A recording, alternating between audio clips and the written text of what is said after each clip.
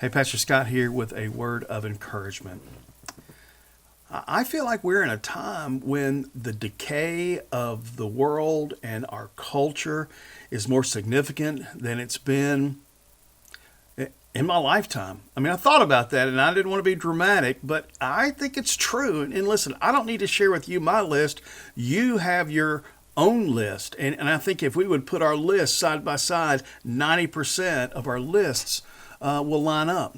And maybe you're asking the question like I am, what's going on?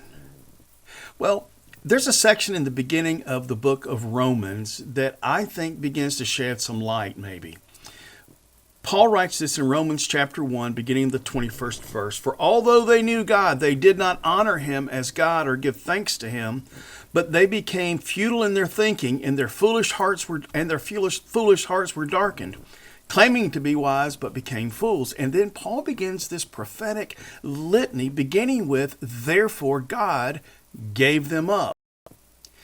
Verse 24, therefore God gave them up in the lusts of their hearts to impurity, to the dishonoring of their bodies among themselves. Verse 26, for this reason God gave them up to dishonorable passions. Verse 28, and since they did not see fit to acknowledge God, God gave them up to a debased mind to do what ought not to be done.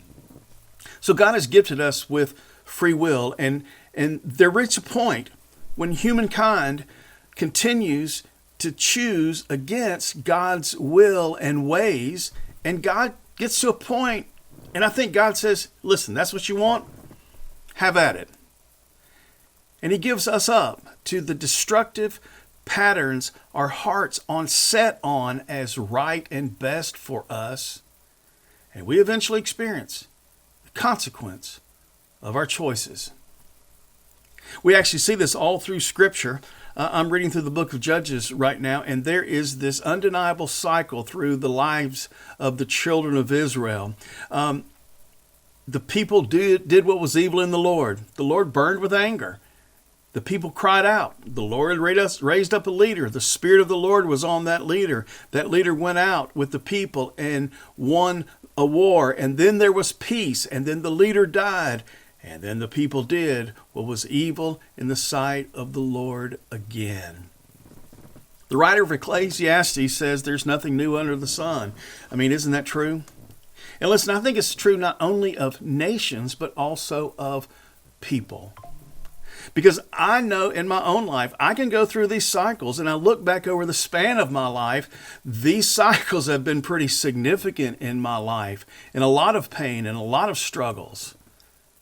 But always coming back to the faithfulness of God. Memory verse with my discipleship group this past week was Romans 8:5.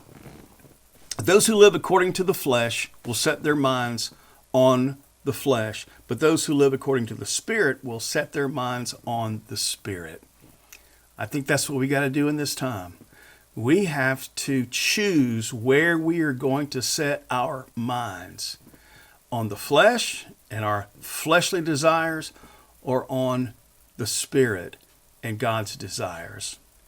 Those are the things then, wherever we set our mind, that will affect how we think, and that will affect how we behave and how we live out our lives. And I think when we do that, we will be encouraged. Be blessed.